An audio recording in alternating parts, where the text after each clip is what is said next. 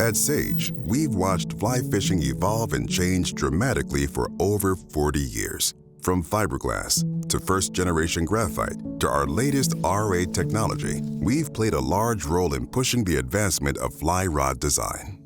What started with this has turned into this. Let's go, Raven! And just about everything in between. We've been around for the changes, and we've loved every second of it. At this point, modern fly fishing has something for everyone. And with that in mind, when it came time to create a moderate action fly rod, we decided to get back to our roots.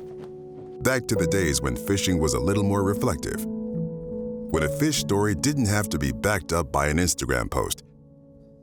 And how you caught them was just as important as catching them in the first place.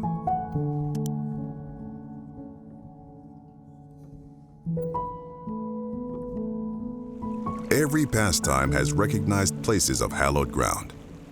Baseball has Wrigley Field. Golf has St. Andrews, venues that have almost become synonymous with the sport itself.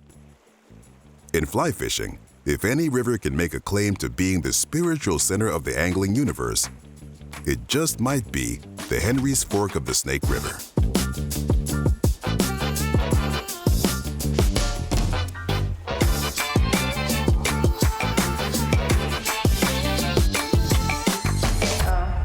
The Henry's Fork is certainly, for me and for a lot of anglers, the top of its game.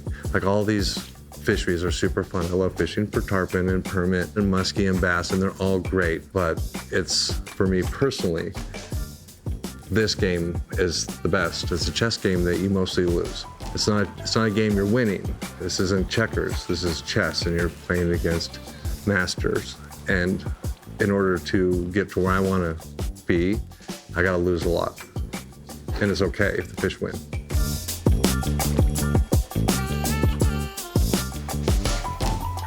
Henry's Fork is a fishery where you want to step back, and the more deliberate you are and the slower you are, the better off you are.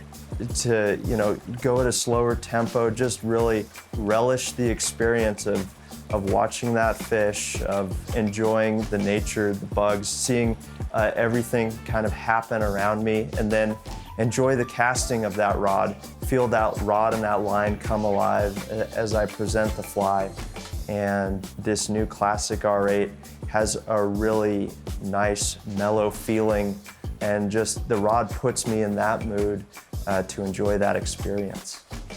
I'm fortunate I get to fish a lot of different rods, and so each different rod and different action for me can be like putting on a different set of clothes, right? Like you go to the cowboy bar, you put on your cowboy hat.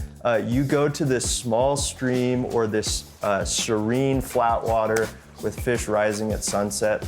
I want to put on my classic R8.